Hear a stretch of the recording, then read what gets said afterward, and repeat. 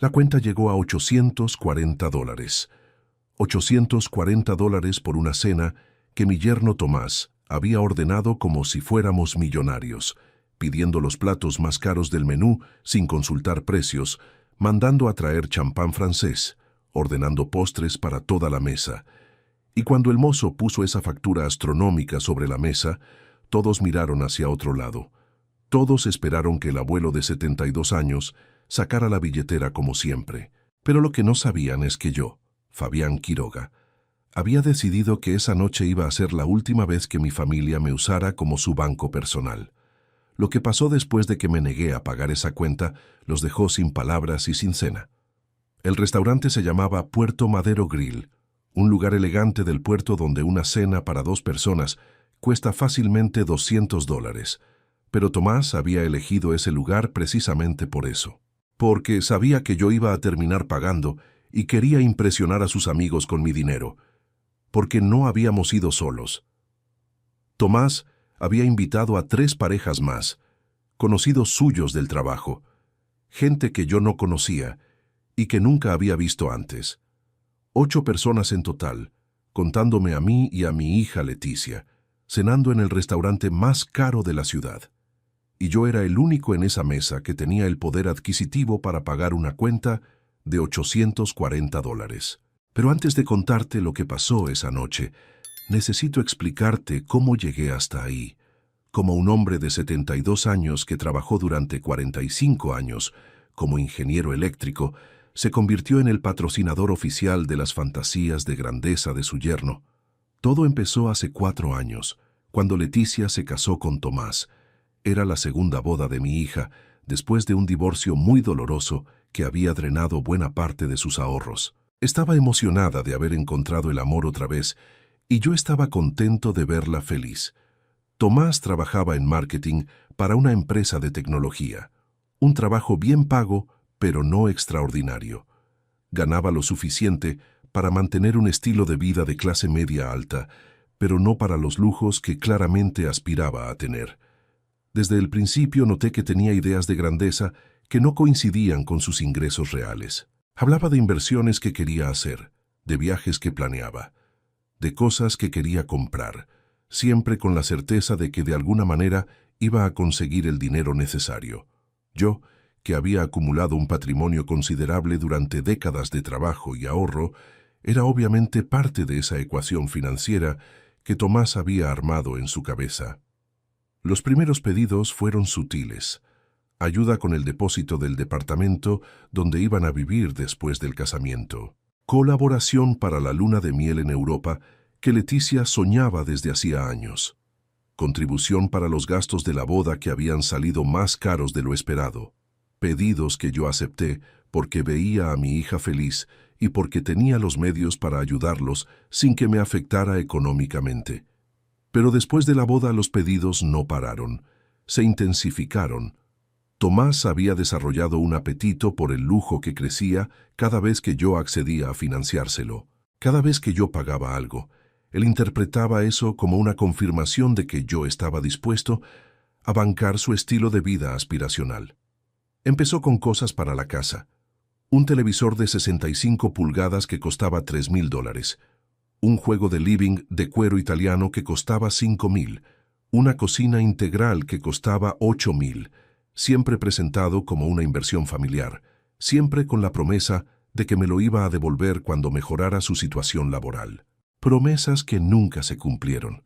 Después vinieron las vacaciones.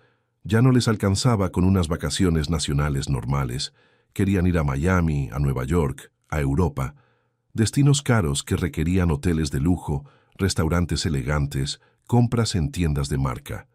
Y siempre, con la expectativa de que el suegro iba a cubrir los gastos que ellos no podían afrontar. Hace 2 años la situación escaló a un nivel que me empezó a incomodar seriamente. Tomás me propuso que les comprara un auto nuevo. No cualquier auto. Un BMW último modelo que costaba $45,000. Fabián, me dijo, sé que es mucha plata, pero es una inversión inteligente. Este auto no se devalúa como otros. Además, Leticia se merece tener algo lindo después de todo lo que pasó con el divorcio. La manipulación emocional era obvia. Usar el sufrimiento pasado de mi hija para justificar un gasto extravagante en el presente. Pero accedí. Compré el auto a nombre de Leticia, pensando que era un regalo para mi hija, no para mi yerno. Sin embargo, quien manejaba el auto era siempre Tomás. Quien lo usaba para ir al trabajo era Tomás. Quien se pavoneaba con el BMW en reuniones sociales era Tomás. Mi hija tenía un auto de lujo que su marido había conseguido usando mi dinero y mi amor paternal. El año pasado Tomás fue más allá de cualquier límite razonable. Me pidió que les prestara dinero para comprar un departamento más grande. No estaban conformes con el lugar donde vivían desde el casamiento. Querían mudarse a un barrio mejor, a un edificio con amenities, a un departamento con 3 habitaciones y vista al río. El problema era que necesitaban $60,000 para completar el precio del departamento que habían elegido. $60,000 que, según Tomás, me iban a devolver en cuotas durante los próximos 10 años. Fabián me explicó, este departamento es una inversión increíble. En 5 años va a valer el doble de lo que cuesta ahora. Cuando lo vendamos, no solo te devolvemos tu plata, sino que ganamos todos. Especulación inmobiliaria financiada por mi patrimonio de jubilado. Esa vez dudé. $60,000 era una suma importante, incluso para mi situación económica. Era dinero que había tardado años en ahorrar y que tenía destinado para emergencias médicas o para algún imprevisto de la vejez. Pero Leticia me pidió personalmente que los ayudara. Papá, me dijo con lágrimas en los ojos, este departamento representa la estabilidad que nunca tuve con mi primer matrimonio. Tomás y yo queremos formar una familia, tener hijos, construir algo sólido. No te vamos a fallar. ¿Cómo le decís que no a tu hija cuando te habla de sus sueños de felicidad? Les presté los $60,000, pero esa fue la última vez que accedí a un pedido económico de esa magnitud.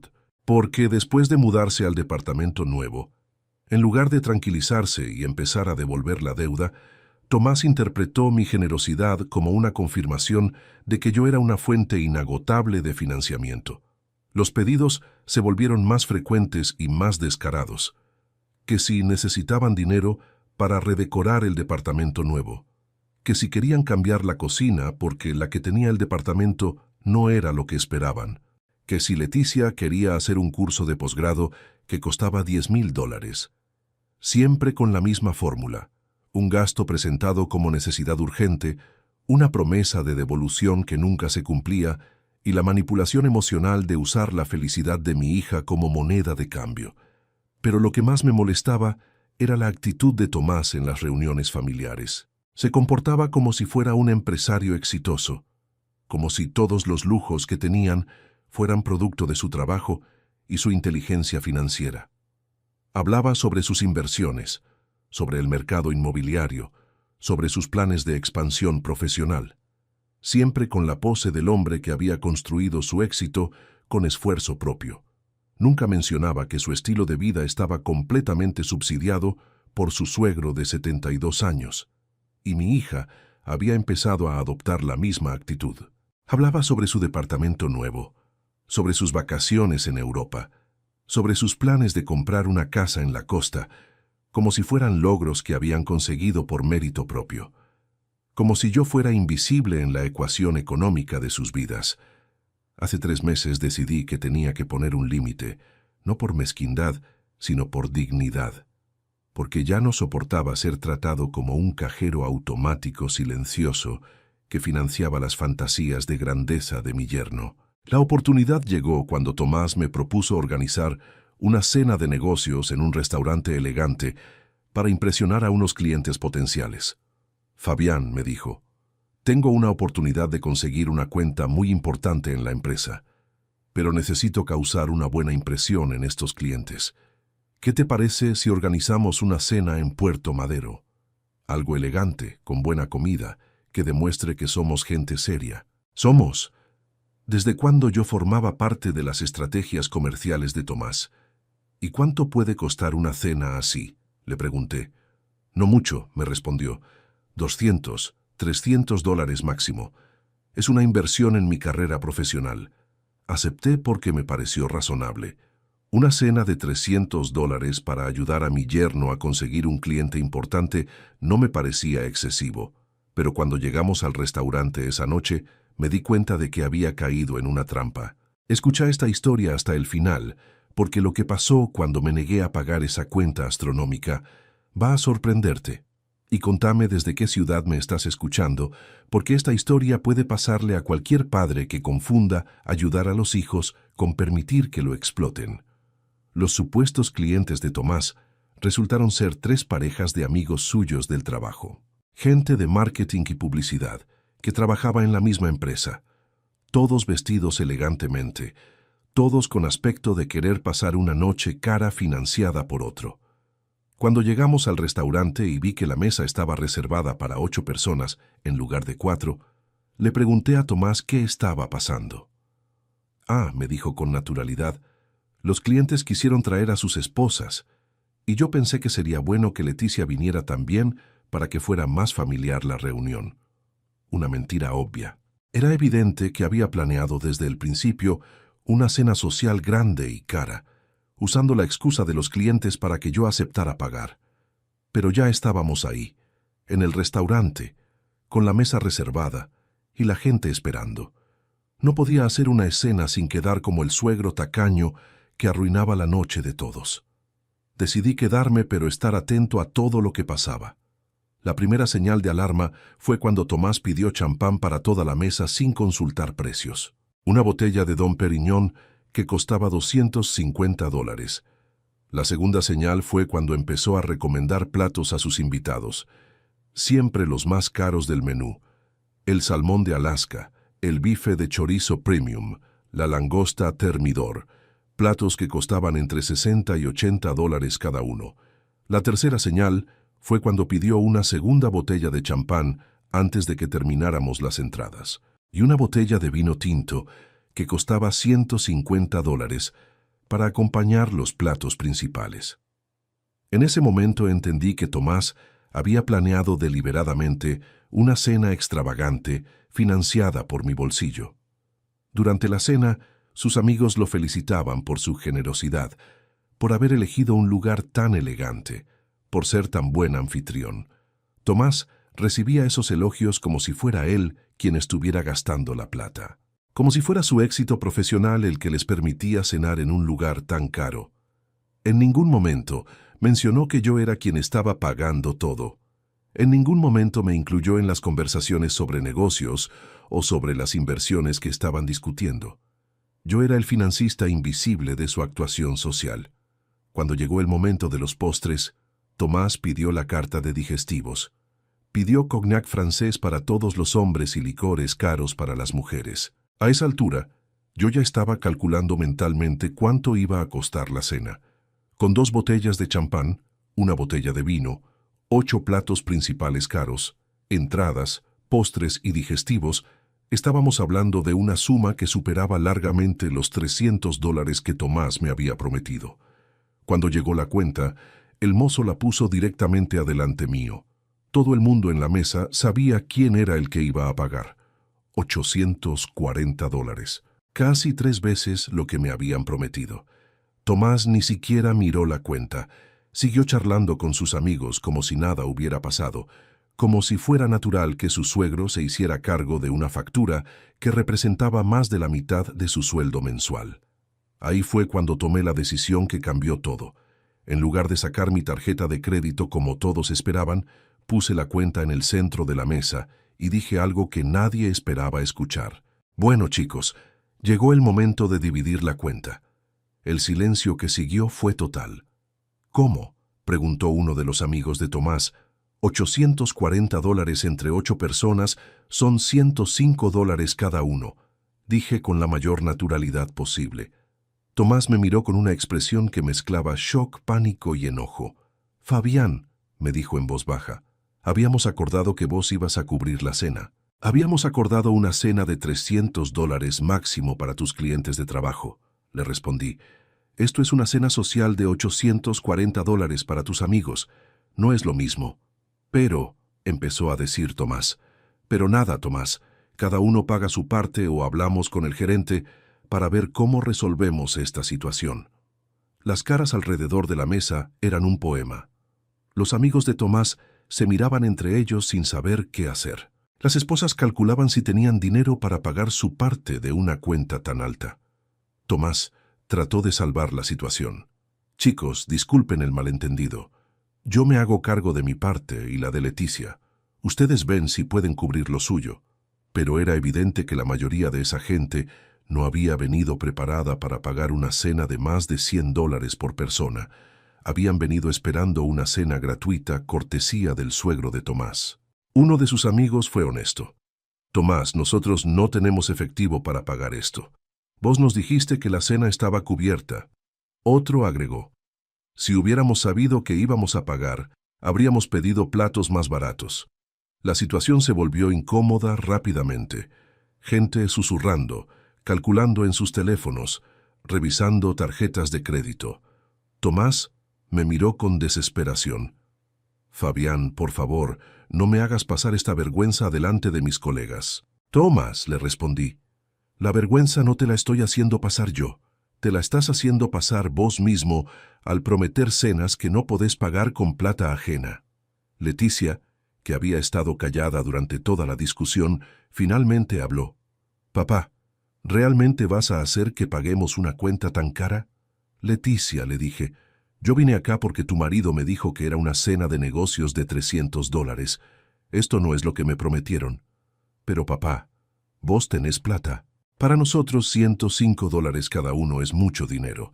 Ahí estaba, el argumento que había estado esperando escuchar durante años. Vos tenés plata, nosotros no. Por lo tanto, vos tenés que pagar. Hija, le respondí, que yo tenga plata no significa que ustedes tengan derecho a gastarla sin consultarme. Al final, después de 20 minutos de discusión incómoda, lograron juntar el dinero entre todos. Algunos pagaron con tarjeta de crédito. Otros pidieron prestado a otros. Uno tuvo que llamar a su hermano para que le transfiriera dinero. Fue una situación humillante para todos, pero especialmente para Tomás, que quedó en evidencia como alguien que prometía cenas que no podía pagar. Cuando salimos del restaurante, el clima era tenso. Los amigos de Tomás se despidieron fríamente y era evidente que lo culpaban por la situación incómoda que habían vivido. Durante el viaje en auto de vuelta a casa, Tomás explotó. Fabián, me hiciste quedar como un idiota delante de mis colegas. ¿Tenés idea del daño profesional que me causaste? Tomás, le respondí, el daño te lo causaste vos mismo al planear una cena que no podías pagar, pero vos siempre pagaste antes. ¿Por qué ahora no? Porque antes me consultabas y me decías la verdad sobre los gastos. Esta vez me mentiste sobre el costo y sobre la naturaleza de la cena. Es solo plata, Fabián. Para vos $800 no es nada. Para mí $800 ganados con 45 años de trabajo no son solo plata. Son el resultado de esfuerzo y ahorro. Leticia también estaba enojada. Papá, me hiciste pasar vergüenza delante de los amigos de mi marido. Leticia, yo no tengo la obligación de financiar las fantasías sociales de tu marido. Si quiere impresionar a sus amigos, que use su propio dinero. Pero papá, vos sabés que nosotros no tenemos tanto dinero disponible. Entonces no organicen cenas que no pueden pagar. La discusión siguió durante el resto del viaje, pero yo ya había tomado una decisión que iba a cambiar todo. Ya no iba a ser el banco personal de mi yerno. Ya no iba a financiar su estilo de vida de fantasía. Ya no iba a permitir que usaran mi amor paternal como garantía para sus gastos extravagantes. Al día siguiente llamé a mi contador y le pedí que revisara todos los préstamos que les había hecho a Tomás y Leticia durante los últimos 4 años. El total fue devastador. $137,000. $137,000 que había invertido en el bienestar de mi hija y que nunca me habían devuelto ni parcialmente. Con esa información, tomé la decisión más importante de mi relación con ellos. Llamé a Tomás y le dije que quería reunirme con él y con Leticia para discutir un tema importante. Cuando vinieron a mi casa esa tarde, les mostré el informe detallado de todos los gastos que había cubierto durante 4 años. Chicos, les dije, esto es lo que me deben. Quiero que me devuelvan este dinero en cuotas durante los próximos 5 años. Fabián, me dijo Tomás, nunca acordamos que fuera un préstamo formal. Siempre entendimos que era ayuda familiar. Ayuda familiar que nunca devolvieron y que nunca agradecieron apropiadamente, le respondí. ¿Cómo vamos a devolver tanto dinero?, preguntó Leticia. Es imposible. Vendiendo el auto que les compré, vendiendo algunas de las cosas caras que financié, ajustando su estilo de vida a sus ingresos reales. La propuesta los dejó en shock. Habían vivido durante 4 años como si mi dinero fuera suyo, sin pensar jamás en las consecuencias de esa actitud. Pero papá, me dijo Leticia, somos familia. La familia no se cobra las ayudas. La familia tampoco abusa de la generosidad del otro, le respondí. Durante los días siguientes, traté de negociar un plan de devolución razonable, no porque necesitara el dinero urgentemente, sino porque quería que entendieran que mi generosidad tenía límites. Pero en lugar de aceptar su responsabilidad y buscar una solución, Tomás y Leticia adoptaron una actitud defensiva y victimizante. Me acusaron de ser tacaño después de años de generosidad. Me dijeron que estaba destruyendo la familia por plata. Me hicieron sentir como si yo fuera el problema, no ellos. Tomás llegó al extremo de decirme que su carrera profesional estaba arruinada por la vergüenza que había pasado en el restaurante. Fabián, me dijo, perdí credibilidad con mis colegas. Nadie me va a tomar en serio después de lo que pasó. Tomás, le respondí, tu credibilidad la perdiste cuando prometiste una cena que no podías pagar. Yo solo dejé de financiar tus mentiras. La relación se deterioró rápidamente. Las llamadas telefónicas se espaciaron, las visitas se cancelaron, las reuniones familiares se volvieron tensas y incómodas. Mi hija me trataba como si fuera un extraño avaro que había traicionado a la familia por dinero. Tomás directamente dejó de dirigirme la palabra. Hace 2 meses, la situación llegó a su punto culminante cuando Leticia me informó que no iba a invitarme al cumpleaños de 35 años de Tomás. Papá, me dijo, va a ser una reunión íntima y no queremos drama familiar en una fecha tan importante. Drama familiar. Como si reclamar que me devolvieran $137,000 fuera drama innecesario. Esa misma semana tomé la decisión final. Cambié mi testamento. Si mi hija y mi yerno creían que tenían derecho a mi dinero sin responsabilidad de devolverlo, entonces iban a descubrir que ese dinero tenía otras destinaciones posibles. En mi nuevo testamento, dejé el 50% de mi patrimonio a organizaciones benéficas que ayudan a adultos mayores abandonados por sus familias. El otro 50% quedó destinado a mis nietos, pero en un fideicomiso que solo podrán tocar cuando cumplan 30 años, y demuestren que tienen una relación laboral estable y no dependen económicamente de nadie. Para Leticia y Tomás no quedó nada. También incluí una carta explicando las razones de mi decisión. Una carta donde detallo todos los abusos económicos que sufrí durante 4 años, culminando con la cena de $840 que me quisieron endosar mediante engaños. La semana pasada, mi contador les envió una copia del Nuevo Testamento junto con una carta donde les explico que tienen 6 meses para empezar a devolverme el dinero que me deben, o que de lo contrario voy a iniciar acciones legales para recuperar mi patrimonio. La reacción fue exactamente la que esperaba. Leticia me llamó llorando, diciéndome que no podía ser tan cruel con mi propia hija. Tomás me mandó un mensaje por WhatsApp acusándome de ser un viejo rencoroso que estaba destruyendo a su familia por plata. Pero ninguno de los dos se ofreció a devolver ni un peso de lo que me debían. Ayer fue mi cumpleaños número 73. Por primera vez en 4 años lo celebré solo, sin cenas caras financiadas por mí, sin regalos comprados con mi dinero, sin familiares que fingían quererme mientras calculaban cuánto podían sacarme. Y fue el mejor cumpleaños que había tenido en años, porque finalmente entendí que hay una diferencia enorme entre ayudar a la familia y ser explotado por la familia.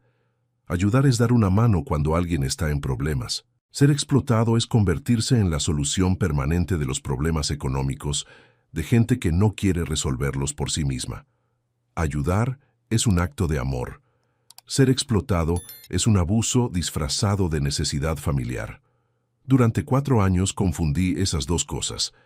Pensé que ser un buen padre y suegro significaba financiar todas las fantasías económicas de mi hija y mi yerno, pero ahora entiendo que ser un buen padre significa enseñar responsabilidad, no facilitar la irresponsabilidad. Significa dar ejemplos de trabajo y esfuerzo, no regalar todo sin que se lo ganen.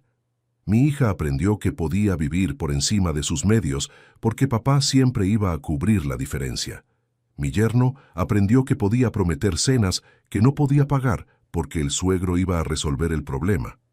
Les enseñé dependencia económica cuando debería haberles enseñado independencia. Ahora a los 73 años, estoy aprendiendo a disfrutar de mi patrimonio sin sentir culpa por no compartirlo con gente que nunca lo valoró.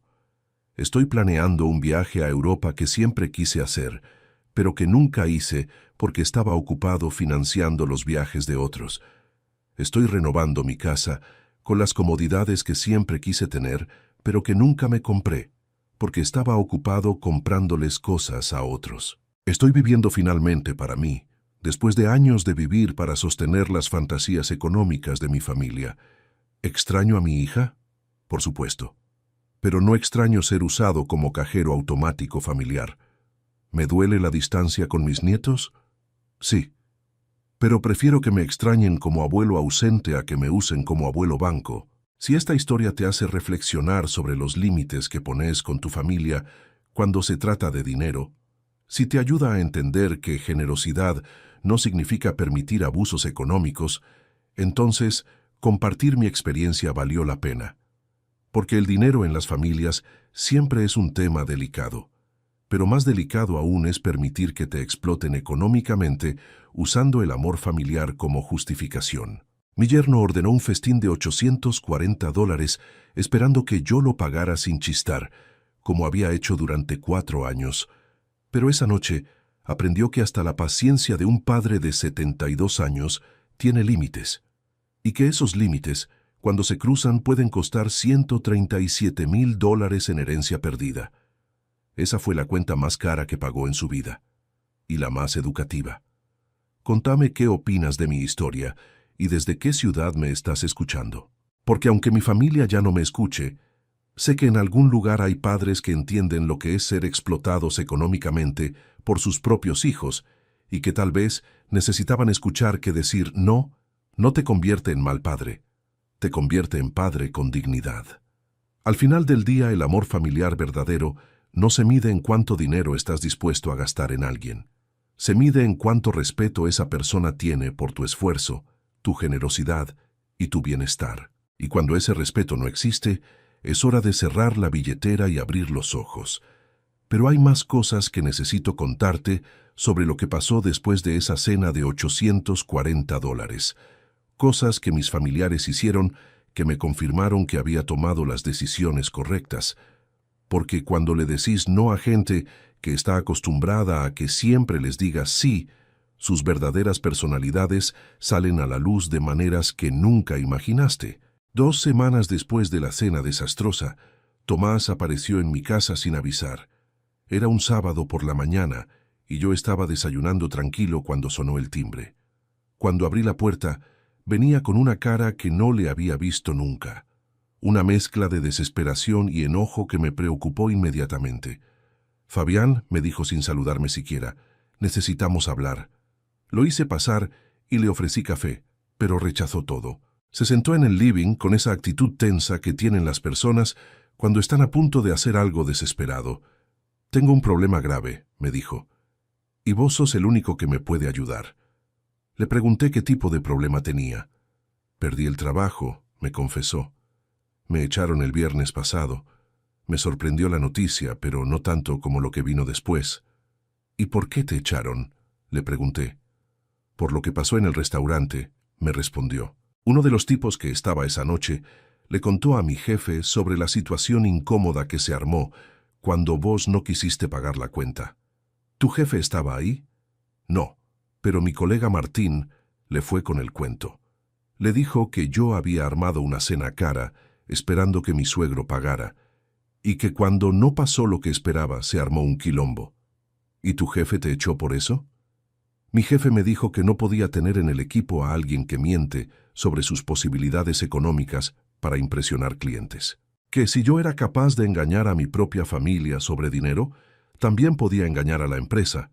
La ironía era perfecta. Tomás había perdido el trabajo por las consecuencias de su propio engaño, pero me culpaba a mí por haberme negado a financiar su mentira. Fabián, siguió diciendo, necesito que me ayudes a conseguir otro trabajo. Conoces mucha gente, tenés contactos en muchas empresas. ¿Podés recomendarme? ¿Recomendarte?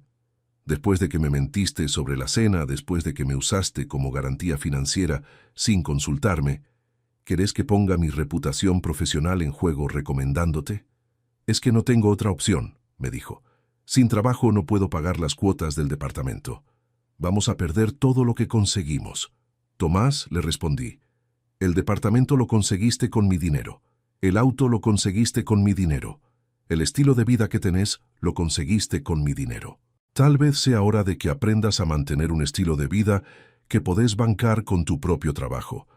No podés ser tan cruel, me dijo. Leticia está embarazada. Esa información me cayó como una bomba. Mi hija estaba embarazada y yo me estaba enterando por su marido desesperado, no por ella directamente. «¿Leticia está embarazada?», le pregunté. «De 3 meses. No te habíamos contado porque queríamos estar seguros de que todo estuviera bien. Y ahora me contás porque necesitas dinero». «Te cuento porque vas a ser abuelo y tenés responsabilidades hacia tu nieto». Ahí estaba otra vez. La manipulación emocional. Usar el embarazo de mi hija y mi futuro rol como abuelo para presionarme económicamente.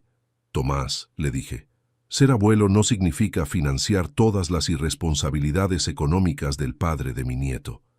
«Pero Fabián, ¿cómo vamos a criar un bebé sin trabajo, sin dinero? Vas a conseguir otro trabajo. Vas a ajustar tus gastos. Vas a vender el auto que te compré y vas a empezar a vivir según tus posibilidades reales». «Eso es imposible», me dijo. «No podemos vender el auto, lo necesitamos. No podemos mudarnos del departamento, ya firmamos contrato por 2 años. Todo imposible, menos vivir de mi dinero». «Fabián», me dijo finalmente, «si no me ayudas voy a tener que contarle a Leticia que su padre prefiere que su nieto pase necesidades antes que aflojar un poco de plata». Y ahí cruzó la línea. Me estaba amenazando con ponerme en contra de mi hija embarazada si no le daba dinero. «Tomás», le dije levantándome del sillón, «te voy a pedir que te vayas de mi casa y no vuelvas hasta que estés dispuesto a tener una conversación adulta sin chantajes ni amenazas. No me estoy yendo hasta que me prometas que nos vas a ayudar». En ese momento entendí que Tomás no era simplemente un joven irresponsable que había cometido errores. Era un manipulador calculador que estaba dispuesto a usar cualquier herramienta emocional para conseguir lo que quería. «Tomás», le dije con toda la calma que pude juntar, «o te vas por las buenas, o llamo a la policía para que te ayuden a irte». Se fue, pero no sin antes gritarme que era un suegro sin corazón y que iba a arruinar el futuro de su hijo. Esa tarde llamé a Leticia para confirmar lo del embarazo y para conocer su versión de los hechos. «Sí, papá, estoy embarazada», me confirmó. «Pero no te habíamos contado porque sabíamos que ibas a querer controlarnos aún más». «¿Controlarnos cómo?», diciéndonos cómo gastar la plata, dónde vivir, qué tipo de trabajo tiene que conseguir Tomás. Vos siempre querés manejar nuestras vidas.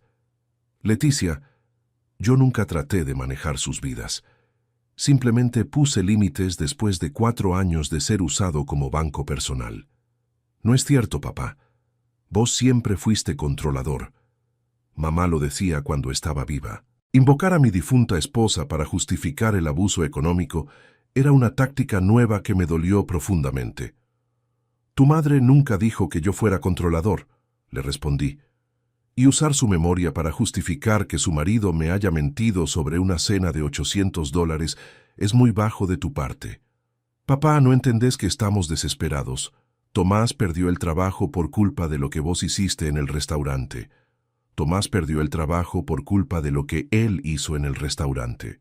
Él organizó una cena que no podía pagar. Él les mintió a sus colegas. Él me usó como garantía financiera sin consultarme. Pero vos podrías haberlo ayudado. $800 para vos no son nada. Leticia, esa actitud es exactamente el problema. Creer que porque yo tengo dinero, ustedes tienen derecho automático a gastarlo. La conversación siguió por el mismo camino durante 20 minutos. Mi hija embarazada defendiendo las acciones de su marido y culpándome a mí por las consecuencias de esas acciones. Al final de la llamada, me dijo algo que me rompió el corazón. Papá, si no nos ayudas en este momento difícil, no sé si vamos a poder mantener una relación cuando nazca el bebé. Otra amenaza, esta vez usando a mi futuro nieto como moneda de cambio. Esa noche no pude dormir. La idea de perder el contacto con mi futuro nieto me angustiaba enormemente. Pero también entendía que ceder ahora significaría volver al ciclo de abuso económico que había durado 4 años. La semana siguiente tomé una decisión que cambió todo. Fui a ver a un abogado especializado en derecho de familia. Doctor Peralta, le dije, necesito entender cuáles son mis derechos como abuelo en caso de que mi hija trate de alejar a mi nieto de mí por motivos económicos.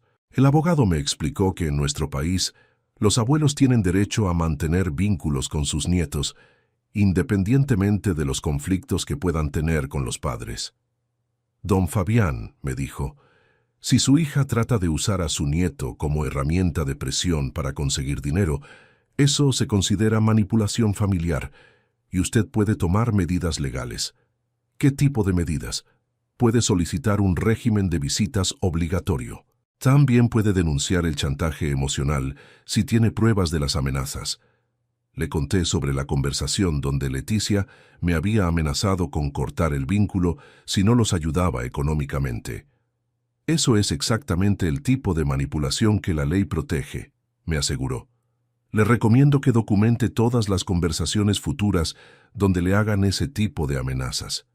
Con esa información, volví a casa más tranquilo. Sabía que tenía herramientas legales para proteger mi relación con mi futuro nieto, independientemente de las decisiones que tomaran sus padres.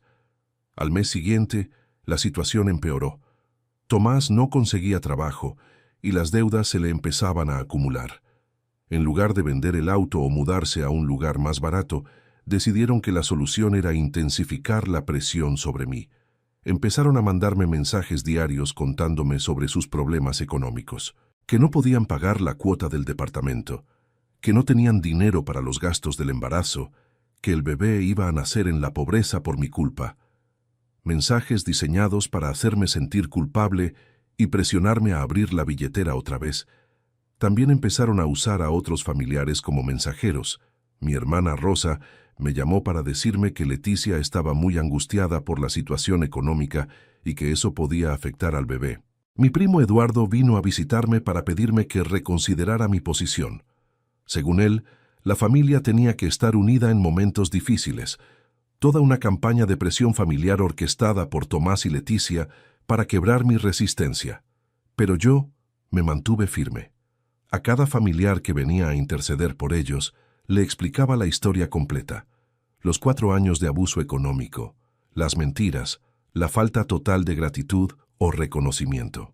Cuando mi hermana Rosa entendió la dimensión real del problema, cambió completamente su posición. Fabián me dijo, «Tenés razón, yo no sabía que habían abusado tanto de tu generosidad. Pensé que era solo el tema de la cena».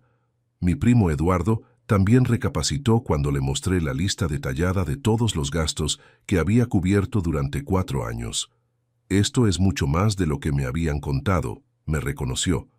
Ellos me dijeron que solo necesitaban ayuda para pasar un momento difícil.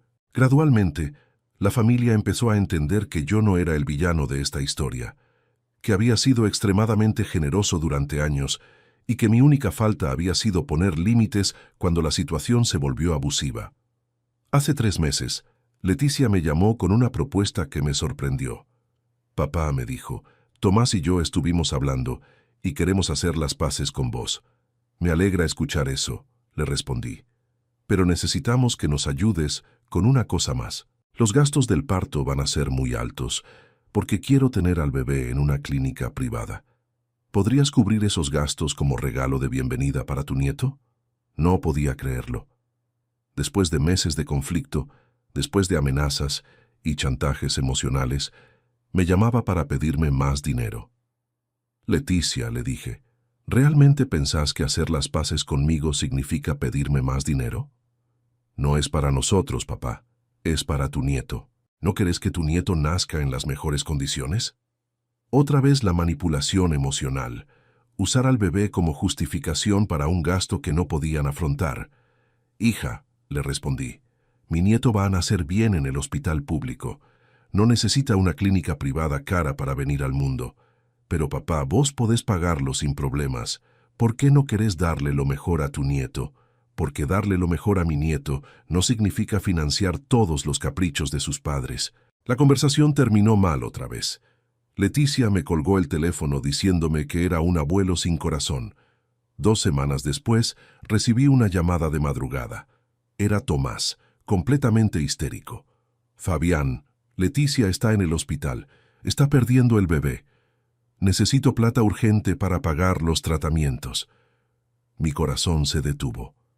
La idea de que mi hija pudiera perder al bebé me aterrorizó completamente. ¿Qué hospital?, le pregunté mientras me vestía para salir corriendo. Hospital Italiano.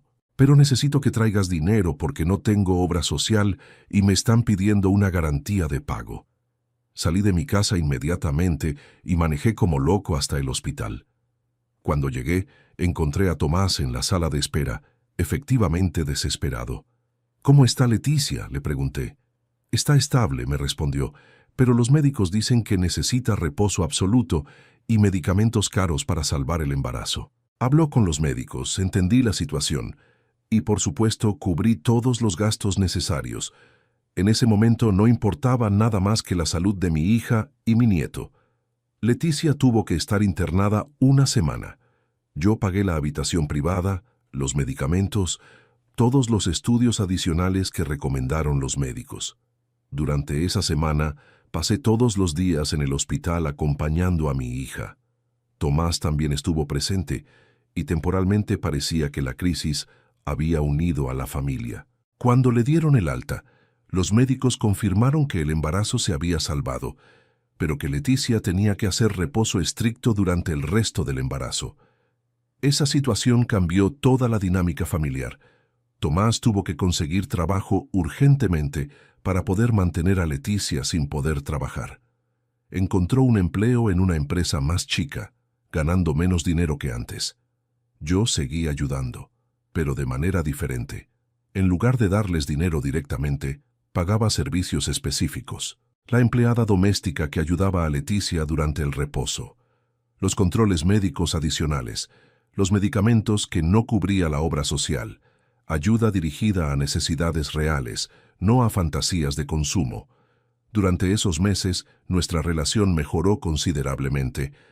Tomás parecía haber aprendido la lección sobre las consecuencias de vivir por encima de sus posibilidades. Leticia había entendido que mi dinero no era infinito y que tenía que valorar mi ayuda en lugar de darla por sentada.